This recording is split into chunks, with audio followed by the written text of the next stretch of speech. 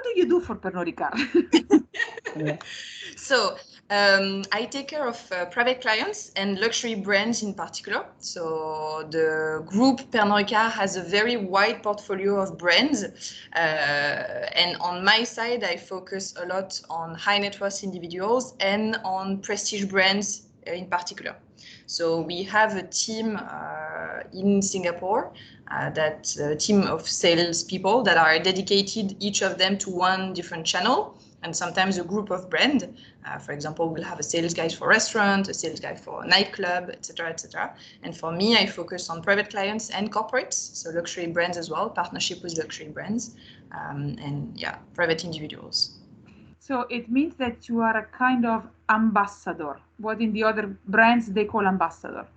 Yes, kind of. So I came to Singapore as an ambassador. So my official title was a brand ambassador for 3 brands, Martell, Perrier-Jouët, and Moom. I did that for 2 years. So being a brand ambassador was really straightforward, hosting all kinds of activations that are organized around these brands, these 3 brands. So I did that for 2 years. And after the 2 years of being brand ambassador, I changed to integrate the luxury team that was in place here in Singapore to focus not only on these 3 brands, but on the whole luxury portfolio. And yes, we can still say that I'm kind of a brand ambassador. For example, tomorrow night, I have a champagne dinner and I will be the host. So I will be the one taking the guest through the brand experience of Perrier-Jouët. So getting them through the history of the brand, a bit of tasting notes, pairing experiences with the food in the restaurant, etc., etc. But in the last 3 years, apparently your focus shifted. My focus expanded. So when I started, I was focusing only on cognac and champagne, so Martell, Moom, and Perrier-Jouët. Now it's wider. We added some brands of gin, some brands of whiskey, that is very big here in Singapore, and a bit of wine as well. Okay. Can it you says business development partner prestige. What does it entitle? Say In again, the sorry? title, it says business development partner prestige. So, I mean, I think big companies are very strong in creating titles that doesn't mean anything. So it just means that I'm a salesperson for luxury, for private clients and corporates, focusing only on luxury brands portfolio. Okay. It's also quite long, you know. How do you get that on a business card? Yeah. I don't know. So can you? So you were introducing the event you are organizing tomorrow, but how do you decide what kind of event? What is the process for related to the organization of this kind of events, and then why you do that? Okay, why we do that? Is very simple. We want to acquire qualitative database of people that would buy our brands. In my case, because I want to sell luxury brands, it's product that could be quite expensive. So we want to recruit a database made of high net worth individuals. So basically wealthy people that are based in Singapore. Most of them are Singaporean, and it's a choice from us from the beginning to target mostly Singaporeans versus French people, for example. So this is the why. Now, how we do it, actually, so I have a colleague that has been in Pernod Ricard Singapore for the past 30 years. He will retire soon. And his way of working was to engage his client on a very regular basis through different format of events. We can do sit-down dinners, so formal dinners, branded dinners. So it's really a dinner where people sit down, there is a branding around them, some visibility from the brand, and they go through the whole experience for a few hours. Second one would be master classes. So this would be focusing on education. If we feel that we need to target those people more on the education side, then we would create a masterclass for them. So we use our brand ambassadors, in-house official brand ambassadors, and they would come up with a setup with a tasting mat, something also quite formal, with just a finger food. There is not that big meal aspect, but we still have that sit down aspect of things. And the third one and last one is more relaxed events that could be from tasting, standing tasting, where we have, for example, where we partner with another brand. For example, recently I've done something with Jimmy Choo, which is a shoe brand, luxury shoe brand. So they had a private viewing for their customers. And I had my bar, champagne bar on the side, and we could also have kind of a branded experience, a bit less formal than a pure branded event. So this is the third type, yeah.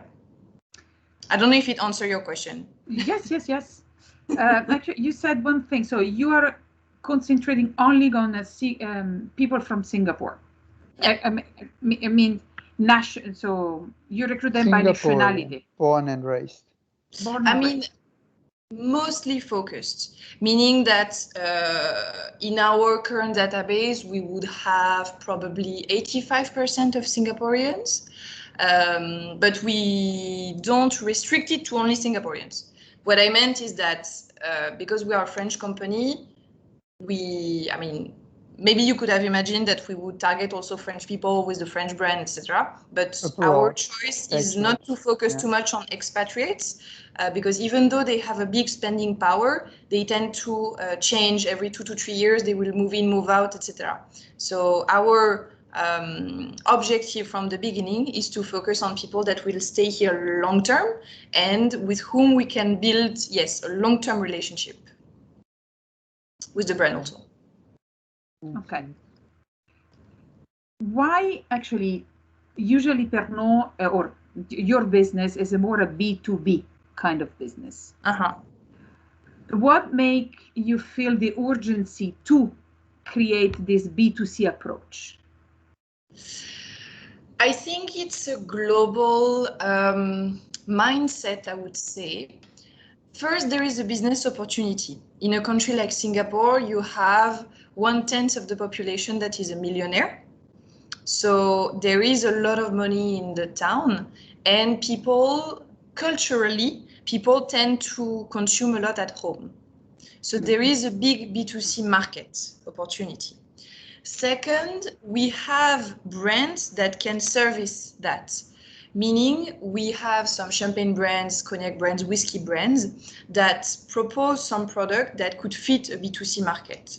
You know what I mean? Like if we only had mass product to offer, the direct consumer, they would go to a wine shop, they would go to a supermarket, and they won't need me to supply them with exclusive items. So we have this offering of exclusive product, exclusive items that we can offer them. And because the people that we talk to buy in big quantities or buy very exclusive items that you can't find in the wine shop or in the supermarkets, then we identify this as a business opportunity. Makes sense. You mentioned we identify. How you identify them? Because actually, you don't have your own database. How you are building your database? Yeah. So how you can do that?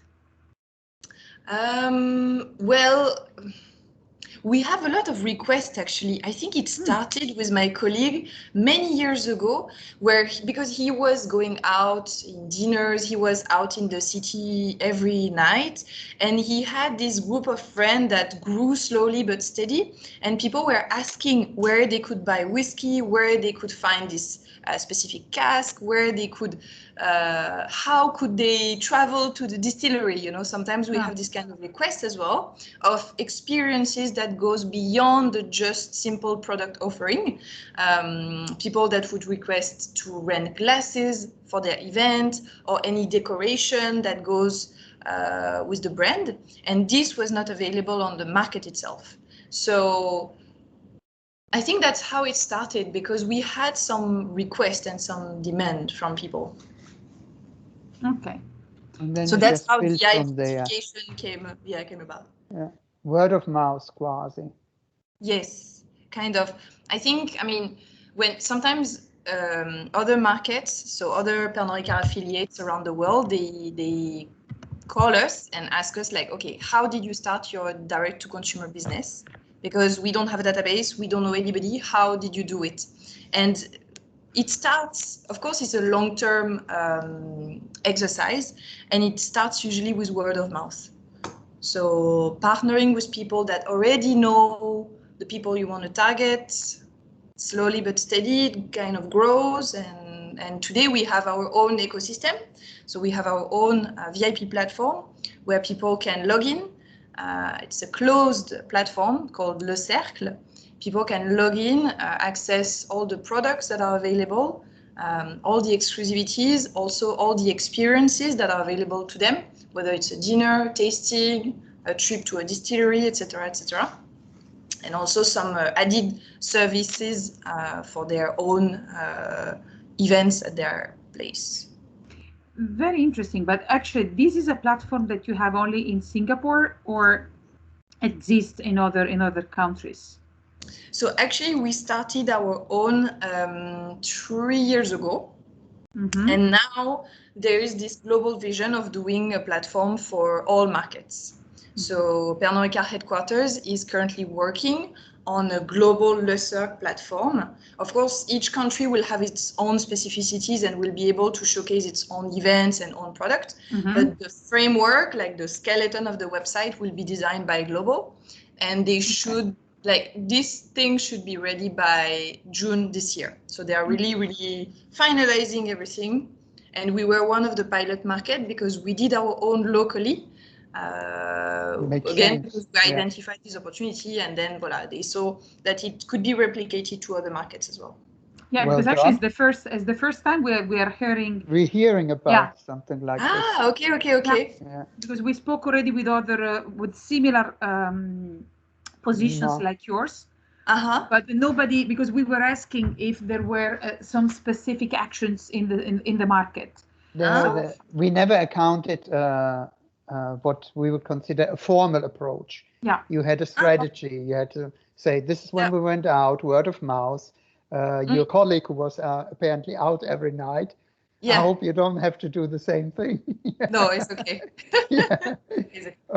Build up this network of friends and build up your your CRM database, which then was moved into a platform. And from this platform, then word of mouth probably is going to transfer in a different way, independently of his activities, even when he built it. Because all the other markets we talk to, it seems to be less formalized, to put it in this way. And people are between the lines, reading between the lines, we would say they are really struggling on how to do it, because there's no, I'm sure, there's no blueprint or no come to Pernod Ricard for a weekend or an executive training and we show you how to do it. They're all like left on their own and said, well, we should develop, but we really don't know how. Yeah. And so it means that you have a stronger local CRM strategy, kind of. I think so. I think it's just that we have more experience than other markets. So we may be a few years in advance compared to them. I think that's the only thing. May I ask how many people are already already member of this club? We have about 2,000 people currently, members. Wow. Yeah. And we launched it in March 2018. When are we? 2021? Yes, 2018. Okay. So it really started many years back with my colleagues' network and friends. That was written on a black book, really manually. Then we started one platform only on Perrier-Jouët, so only on champagne, because Pernod Ricard Japan did it before. So it was called My Perrier-Jouët. So we used their best practice to replicate it in Singapore and adapt it a bit. And it worked well, so we decided to have this multi-brand approach with Le Cercle. Okay. And then about the name, because it's very French, but of course it's part of your DNA.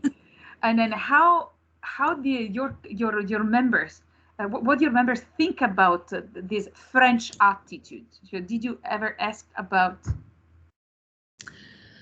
I never really asked about the name Le Cercle itself, but I think, especially in Asia, it's something that works well. They see friends and French product in general and French words as sophisticated words somehow.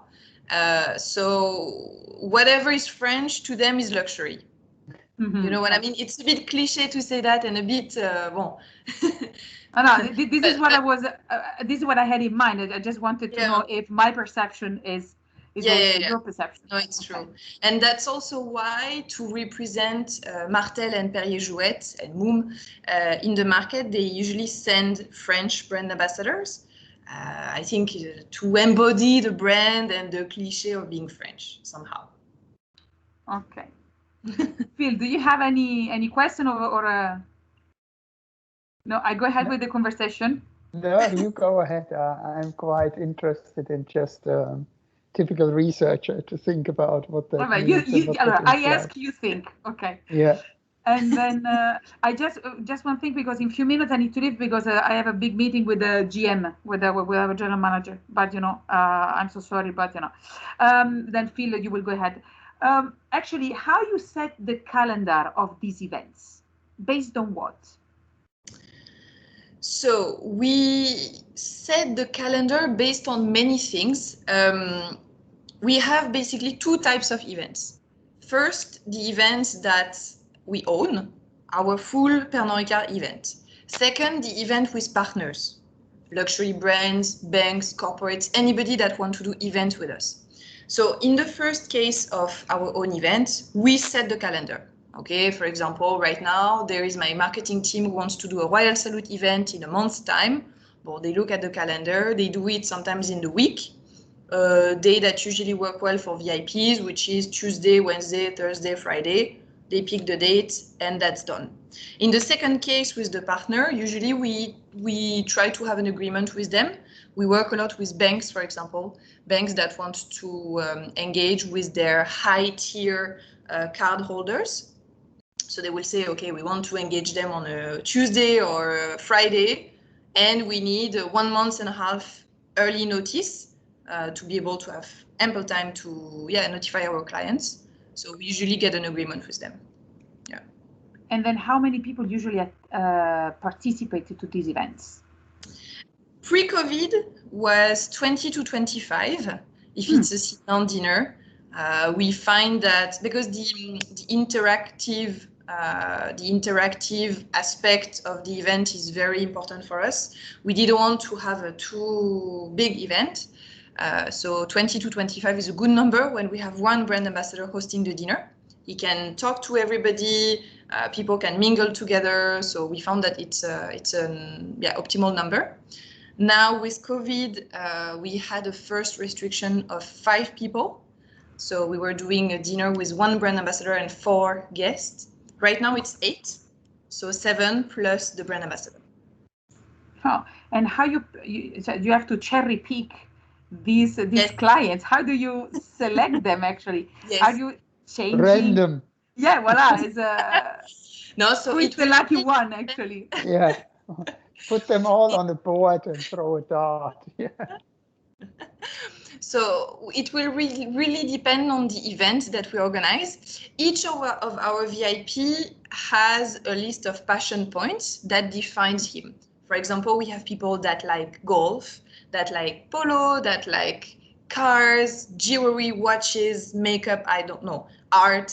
So if we have an event with a museum, for example, I will tap into the people that I know who loves art.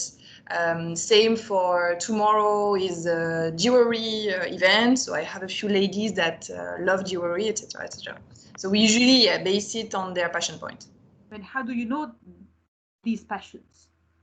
Because each of those members, we know them personally. So Le Cercle is a closed ecosystem. You need to be invited by one of us, VIP managers, to enter the club. So we only invite you if we have met you in person, And then in the platform, like whenever we meet someone, we input as many details as we can. Where does that guy work? If he works, what company, what does he like? Did we meet him at that event? Like we try to gather as much information as we can on the CRM. So then in the future, we can like kind of filter them down based on what we want to push. Yeah. Mm. Okay. And who's responsible for updating it or keeping that database in a particular shape or form? Is it everybody who interacts then with the VIP, or is it only a particular manager that can put in this data? It's only my team. So at the moment, we are 5 VIP managers. 2 just came on board this year. So we used to be 3. So it was only the 3 of us that could have access to the information, really restricted to us. We could add, remove information that was outdated, etc. Now we are 5. So it's only the 5 of us. And once these, I'm assuming that we met, so you are inviting me, so I feel privileged, I assume, because I'm trying this invitation. And then can I buy my, I don't know, limited edition or special bottles through you? Through the platform or through you? Through the platform, actually. There are both. any? Okay. Both. So usually 80% of the case, they buy through us directly, even though they have access to the platform. So usually in Singapore, people use WhatsApp a lot. So they would drop us a WhatsApp or a call to say, okay, I want 1 carton of this, 3 cartons of that. And then we process the invoice for them. And we send them a link where they can make payment online through the platform. So it means that, so they are buying the products directly through Pernod Ricard Singapore. Actually, correct. Not through a wholesaler or no. Another commercial door. No, yeah. So these are real B2C customers. Yes, yes. Okay. Yeah. So this is interesting. So you managed, you see, this is the first time we heard that. So it's very interesting as a special case. Yeah. And then you said also that you are bringing them some, if I were understood, you're to make this experience even more rounder. So you're bringing them even to France to experience, you know, the okay. Yes. So so again, this was pre-COVID, of course, but we have kind of a pyramid. I can show you some documentation if you want. We have a kind of a pyramid with different tiers of people, the way we classify people within the database based on their spending history. So let's say above $10,000, $20,000, $30,000. And according to the tier you're in, you have access to different privileges, perks. And one of them is the brand home trip. So we would organize for you, if you have spent more than 30,000, we would organize for you a trip to cognac distillery, for example, or whiskey distillery. Okay. And as for you raised one question. Oh, come on. Based on the tiers. Oh my goodness. Are the tiers based on spending or on profitability? Yeah. Because we also know that there are different products who have a higher or lower profit margin. Yeah. True. Right now it's based on spending, which kind of equals profitability because these people buy mostly prestige products. And on the platform itself, we don't showcase mass products. So there is a clear different product offering on Le Cercle versus what you can find in a supermarket or in a wine shop, for example. Very good. So you have limited editions or special packages dedicated to these people. Okay, so special sizes. So in terms of for the champagne. Artificial supply limitation, which then raises the desire. Yeah, makes sense. Economical behavior. Yeah. And of course, you are so they are segmented by direct spending with you only, not via. Okay. Yep. And then how many real collectors you have in this list, if you know? How many people? Yeah. Yeah. I would say about, like, what would you mean by collector? Is it someone who buys really exclusive in bulk? Because actually, so because there are two things. Exactly, there are two things. So one, lots of bottles, and the other very few, but the good ones. Not for consumption, but for collection. Yeah. Yes. So collectors that would buy very exclusive items, I would say we would have 15 people, 10 to 15 people. Okay. That we know when we have a whiskey cask or a very specific cognac edition coming out, we would call those people and pitch them the very specific bottle. Now, for the people that buy in bulk, actually, I have more and more because people consolidate orders for their friends also. What is very important in Asia is the face, giving face to people. And when people collect orders from their friend, it gives them face. Yeah. So for these, I would say, how many would I have? About 30? Still not that many, anyhow. So it's still not that many, maybe more actually, 30, 40. But they buy a lot and regularly. Let's say once a month, they will spend $50,000, and then he would split between all his friends. Because of the relevance of gifting in Asia. Okay. And one of our objective also is to get access to those friends. So that's why also we do events, is because if Mr. X is buying for his 10 friends, well, I want to know friend number 1, 2, 3, 4, 5. Yeah. And the only way to do that is to invite Mr. X and tell him, okay, bring your 10 friends. Okay. Okay. And another question that I had, and then because you said there are people who are buying just specific kind of bottles, and then what do they value? Is the cost, or is the packaging, is what? First of all, I think they value the rarity. We will always sell more items, more bottles, if we say, okay, we only have 2 or 3 bottles in Singapore, do you want it? Rather than, we have as many as you want. If we tell them that, they won't be interested, no matter what the price is. So first, rarity. Second, the price. Again, I think it's a face value thing. They want to be able to tell their friends that they bought this bottle at $30,000, at $20,000, and put it in their living room. And third, but it's really like for me, the lowest priority for them is the value of the bottle in terms of education and in terms of history. Usually when we sell expensive bottles, it's like old vintages with something specific, such as a particular cask or coming from a particular area or something around the bottle itself, like the liquid itself. This would be their lowest priority. It would be a priority too, but I think rarity and price value would come before that. So it's similar to art collection, where the majority of people are outward, what it means to others, rather than being interested about the artist or where it comes from. Or so the social, the symbolic value, the social value is highly represented in, especially because I'm buying a piece of France, and so I'm okay. And then, do you know if these collectors buy also for investment, or? They do.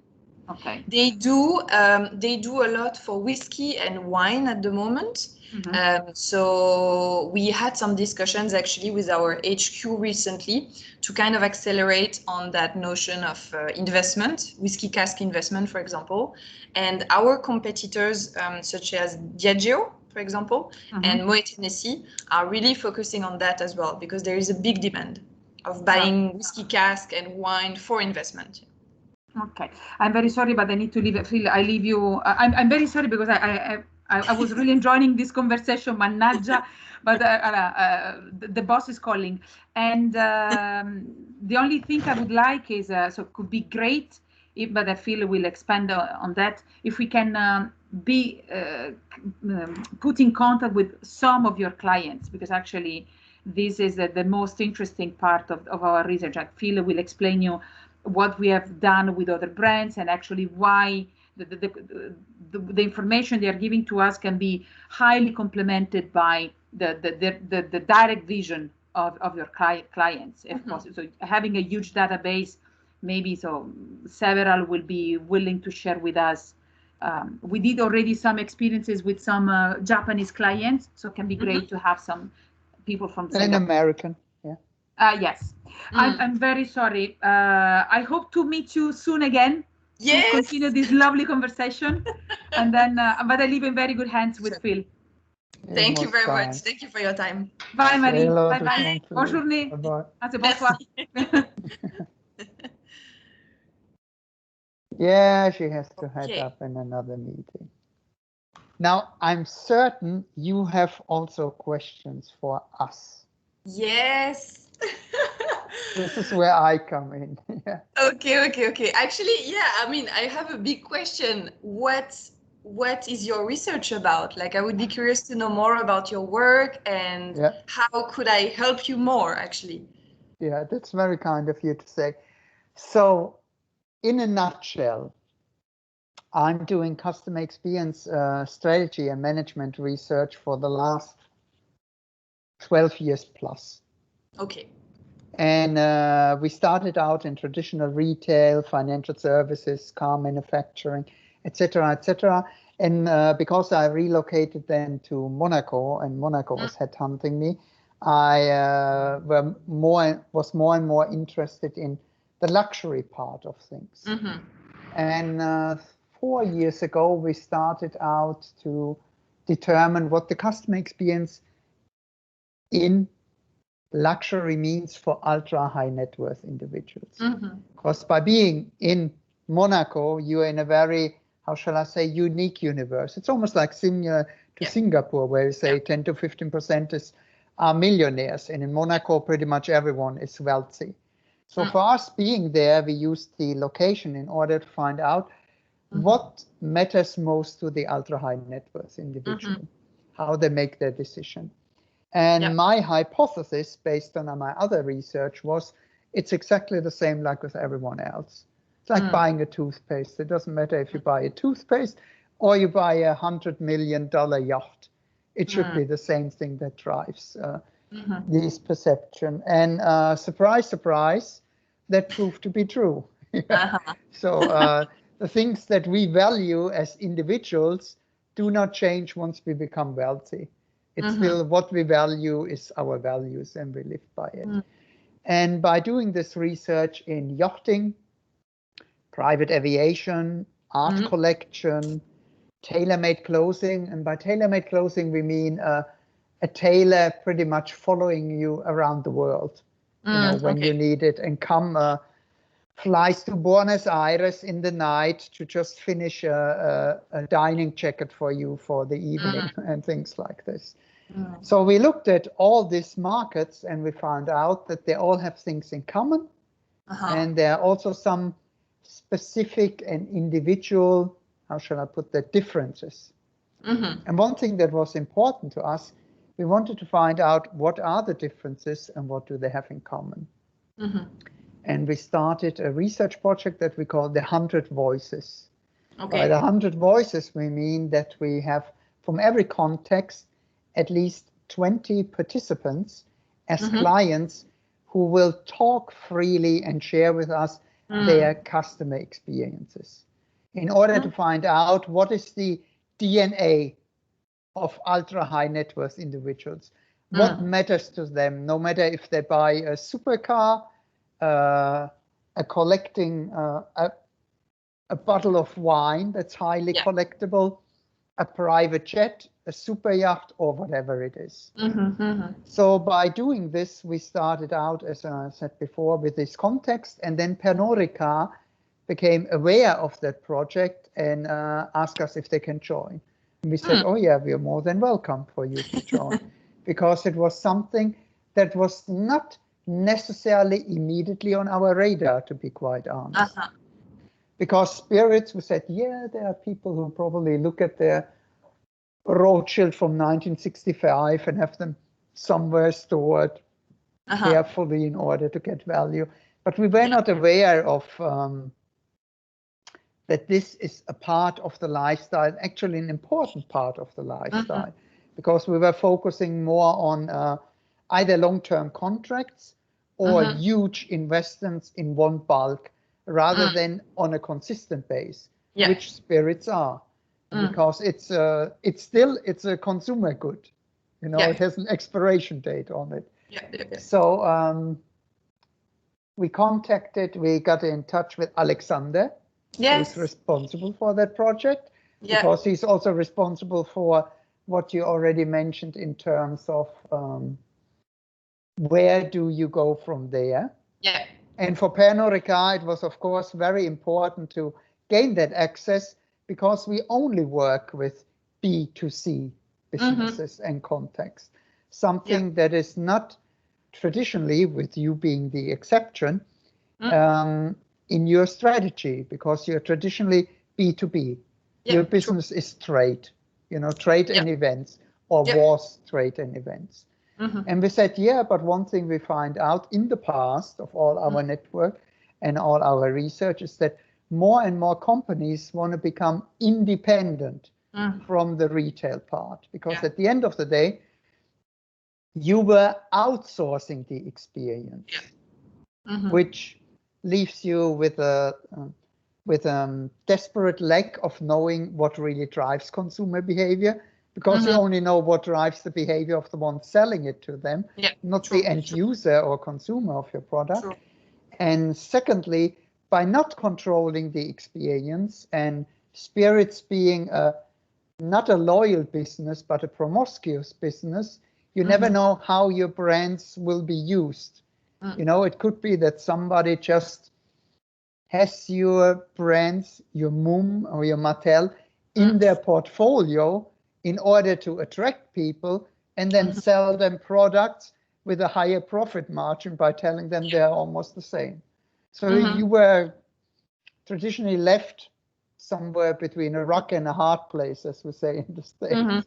And you picked up on that clearly, and we're like, yeah, great, you know, join the others. It's a good way to do it, because you need to take control of that. And the best way to do that is, of course, using the most exclusive and elusive, and also most profitable in terms of margin per item clients, which is what you just described in Le Circle. These are the people that you should target first, and then it's an avalanche effect. Look, and your colleague started 30 years ago with some friends. Now you're up to 2,000, you know, and I'm sure when you now, before you were 3, now you're 5 people. And when you then ask Mr. X for the 10 friends, it becomes bigger and bigger and bigger. And then there will be the day when you have to ask yourself, how can we be careful that it's not becoming too democratized, you know, like with you. When you lose the exclusiveness, you know, but you have your tier program, and that's already is like an artificial incentive to go there. You just have to, in the past we saw with other clients, you have to be careful that you're not going too far, you know, that it becomes too commercialized, because then people say, I can go in the supermarket, I don't. We also have a market that could be interesting for you is China. If you are interested in Asia and you want to get more insight on China, because China has a much bigger scale than Singapore, and for Pernod Ricard, it's really the country you should look at when it comes to ultra high net worth individual and luxury. They are even more advanced than us, Singapore. So I could put you in touch with my colleagues because, well, they speak very well English. Mr. Ni and Mr. Cheng. Mr. Ni and Mr. Cheng? Yes, okay, you know them already. Easy. No. We've been in touch with them. And but again, the challenge is, for example, in China, that a lot of clients do not speak perfect English. And they do not speak French, they do not speak German, they do not speak Italian. So all our language skills, we don't speak Mandarin. So we're it's a challenge. Okay, well, that's the good thing about Singapore, is that even if people have origins, they all speak English. I know, I've been there for a colleague of mine is Weinstein at the business school in Singapore. So Okay. we've been there. We've done the whole the Grand Magic Tour. exactly. Yeah. And again, this year we go to the night zoo. And we're like, Ooh. again, come on. It's like once you've been there, you're like, been there, done that, got the t-shirt. You know? No, I know where you're coming from. But to be quite honest, for what we've seen, you have the most sophisticated and advanced approach of all of them by far. Okay. By far. Even Japan, it's more, yeah, I can get you in touch with these clients who are also my friends, but there's nothing like a formal database or access to it. It seems to be more the black book thing rather than being structured in the way that you have it. So for us, Annalisa and I, we were looking at each other. We said, "You are the gold mine." You know, we're like, finally. Well, happy to be. Yeah, finally, because it has been, it is a little bit of a struggle. Because right now we are talking more with your colleagues than with clients. You know, because it's and we want to, what we always do, we want to put you at ease. And that's important for you to know. So probably your follow-up question will be how we are doing it. You know? So how do you do that? Because I understand this is, this 2,000 people you have in the circle is, this is your treasure, you know, and it's your investment, it's your future, it's your foundation. It's everything that you stand for and that you invested in the last 20 years. So it's very precious in a way, and we don't want to interfere with this precious diamond that you have. We want to help you to understand the diamond better in order to get them even by more. And because at the end of the day, we always say we do customer experience research. Customer experience research is not about emotions. It's not about huffy-puffy. It's not about feeling. Our research is about to make your customers buy more and more often from you and talk about you more than about others. That's it. So it's very bottom line approach. It's about profitability. It's not about feelings, emotions. They can be a part of it, but it's about making you more profitable. So what we do normally, we leave you the choice to contact some of the clients. You would say they would be ready, open and willing to share their experience they have with us. And we will then, I sent you later on an email that we normally send them to them. But you can use this email in order to get in touch with them and say, look, this is Professor Klaus. He's a leading customer experience researcher worldwide. This is Dr. Risa Takwini-Pauli. She's doing great work in luxury. What they came up with is this kind of stuff. And it has an example of the work we are doing in there. So people can say, oh my goodness, yeah, I want to be part of it. And the important part is, again, it's anonymous, it's confidential. Because one thing we always find out that the first time we speak to clients and research partners, that they say, oh, we know everything about our clients. Yeah, no, we know them better than anybody else. And you're like, well, then you have nothing to hide. Shall we talk about them? True. We've done actually a series of interviews with some of my VIPs. I think Alexander was there actually. For some project of the HQ, and it really worked well. It was interesting for me also to. I was hiding in the conversation, but it was interesting for me to attend these calls, and I have no issue at all of putting you guys in touch with some of our clients. They are usually very talkative, so they will be very happy to share about their experiences. You just have to let me know probably the number of people you're looking at. And if I should, I mean, if you're looking at profiles in particular, maybe, I don't know, certain age range, certain profile of consumers, if you want, for example, one of the collectors, one of the bulk buyers, if there is any direction in that sense, or if I just choose purely who I think would be the most relevant for you. I would love that you choose the one which are most relevant for you. Okay. This is the most important thing, because you are in control. For example, I always find out that clients have a particular product or a particular segment they are very, very interested in. So they say, can we focus on this? And I said, well, you're in the driver's seat. You decide who you're going to be focusing on. Let's say, often we find in business the famous 20-80 rule, 20% of the clients to 80% of the business.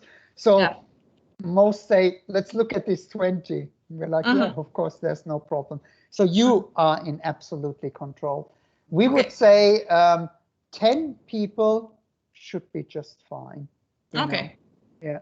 And you can choose between when people have the preference in champagne and cognac. This is the only, because that's the focus of Alexander. He said we want to look at champagne and cognac. Okay. You know, so whiskey and gin would not come in that much. Okay. Because you mentioned it was important to you, but in this case, the focus is these are the two entities that pay the bills, so to say. Okay. Yeah. Okay, sure. In terms of timeline, what are you looking at? I guess the sooner the better. Absolutely. The sooner the better. You read my mind. The sooner the better. Yeah. Okay. And the more the merrier. Of course. Yeah. And in terms of the conversation, we are all trained psychologists. So we will use what's called soft lettering, which is having a conversation.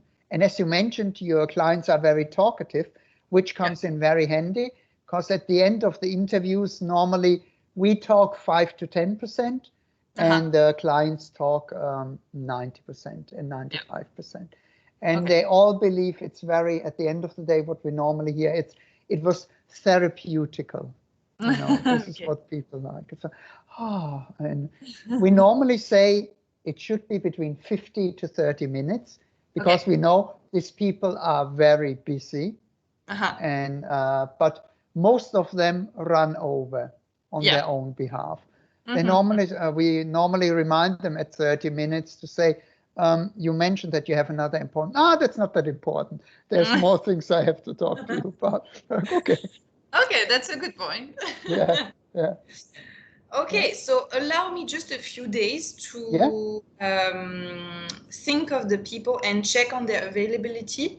I guess end of afternoon here, like that time slot is okay for you, like around it's absolutely 10, perfect. 10 p.m. 9 a.m., 10 a.m. Yeah. Everything that's before noon our time is perfect. Yeah. Okay, perfect. Perfect. So I will come back to you on that. And do you need more information on what we are doing in Singapore? Like maybe a few slides on how the circle is organized here, or what you mentioned that, and the tiers, that would be great. Okay. Every information helps. Sure, really. sure. No. Yeah. Okay. All right. And I will send you later on today the example of the email that we say. Right. Sometimes people use it and sometimes they don't, you know. But it seems to me that you have a very, how shall I say, a very strong relationship with your clients. So they probably won't need another email from us. We will just get in touch with them once they once you forward the contact details. And we will always keep you copied in, so you know what's going on. It's not going to be just out of your hands. So you always know, because I know that's important to you. So you know who's responding, where we talk to him, and so on. Yeah. Okay. And then at the end of the day, you will most likely get a report that looks at what is the Pernod Ricard experience of high net worth individuals and ultra high net worth individuals, or Henrys, depending on what your segment is that we are looking at. And based upon that, the next logical step will then be to look a little bit more in detail. Is there a difference between the Singapore and the Chinese one? Is there a difference between the American and the German ones? These kind of things. But that will be then also more into a quantitative stage. That will be a logical follow-up, that we use what your clients tell us and we convert it in a survey. So you can benchmark it against each other. So you can say, oh, we are very good here, but these guys, let's talk to the French ones. They do something right here, you know. No, actually, it's always good for us because we used to lack in the past of visibility around what other markets were doing. So now I think Alexander is doing a great job, and all the team in HQ as well. But it's always very useful for us in our small Singapore market, you know, to get to know what is working in other countries, and that we could potentially replicate what are the weaknesses and opportunities. And also it gives you an opportunity because we look at all the other tools, toys and everything, ultra high net worth individual thing that we can say, look, you might want to adapt something that they are doing very successfully. That's not in your industry yet, but the people value it. So you get inside information from different industries, but for you, that's relevant to your segment. For sure. And if you need more, I mean, I will share all the some documentation that I have on what we do here in Singapore. If you have any more questions, I'm happy to jump on a call. Just let me know a few days in advance, and we can do a second call like this if Annalisa needs more information as well. Happy to help. I don't know. We both have like separate approaches. You know, I'm more into the what matters most to people. My Annalisa is more, how do you deliver things? You know, what are the details there? So it's a good combination. You know, it's the motivation and operationalization quasi. True. Okay. Great. Cool. Thank you so very much for taking the time out of your busy schedule. I wish you a nice evening now. Yes. Almost evening, 6:30 p.m. That's good. Thank you for your time as well, and I will send you the documentation and list of. I sent you the example of the email. Perfect. Exactly. Thank you so very much. Thank you. Have a great day. Bye-bye. Good day.